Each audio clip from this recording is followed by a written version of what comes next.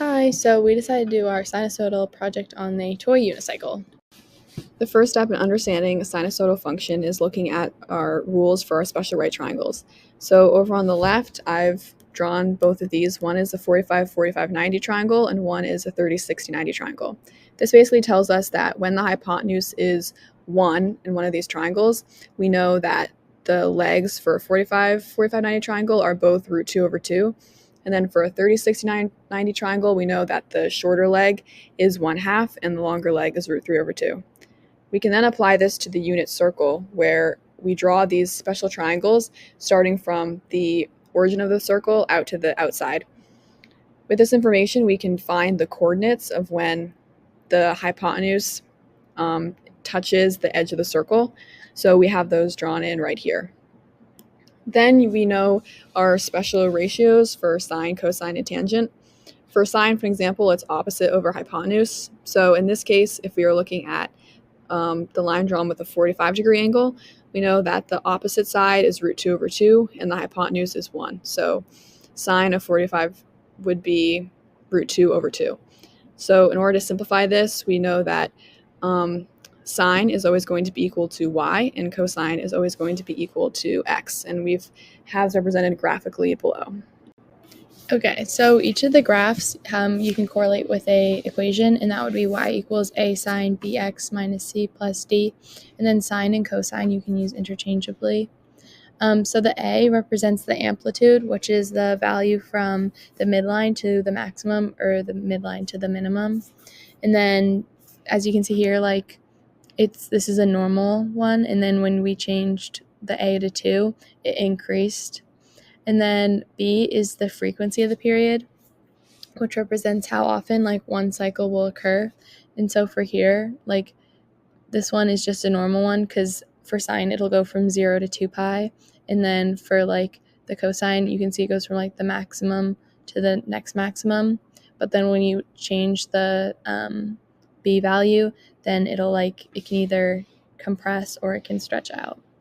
And then the C represents the phase shift, which is left or right. And so here's the normal just sine function, and then if you move it over, the graph will move over left or right.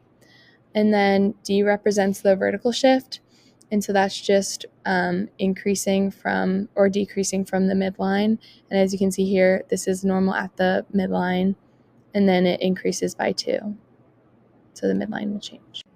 Our sinusoidal relationship is between the distance that a unicycle travels in inches and the height that a sticker that we placed right on the tire, the distance it is from the ground as it moves.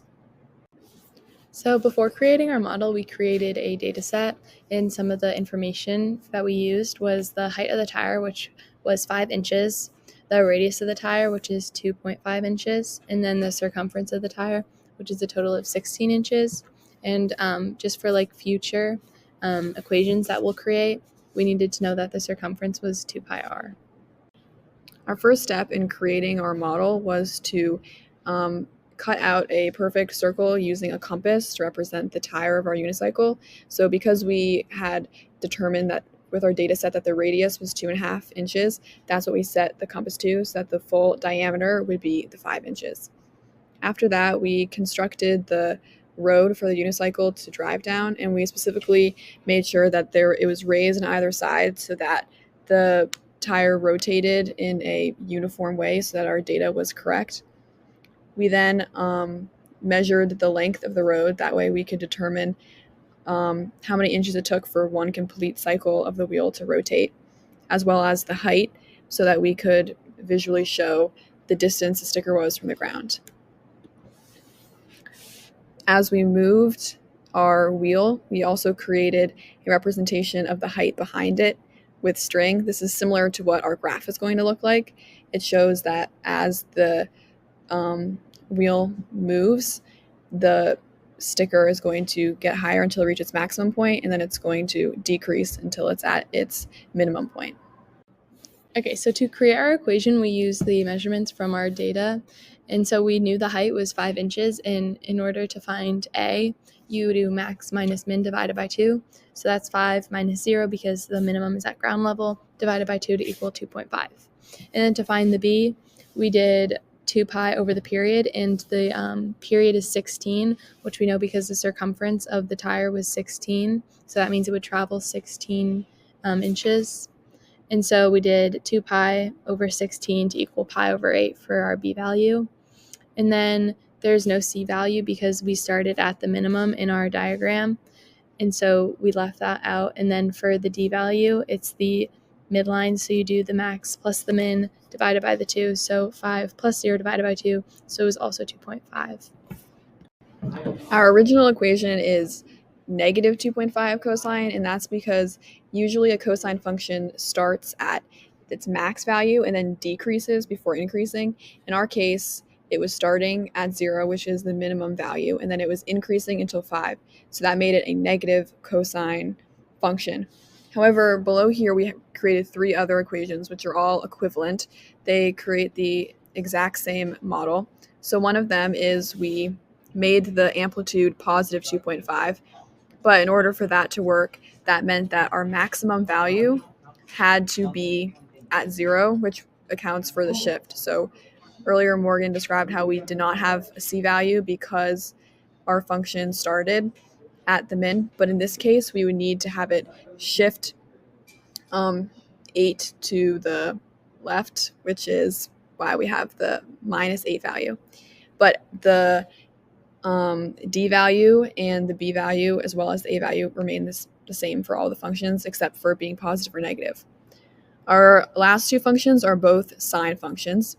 So for the first one, we still had the 2.5 sine and the same b value.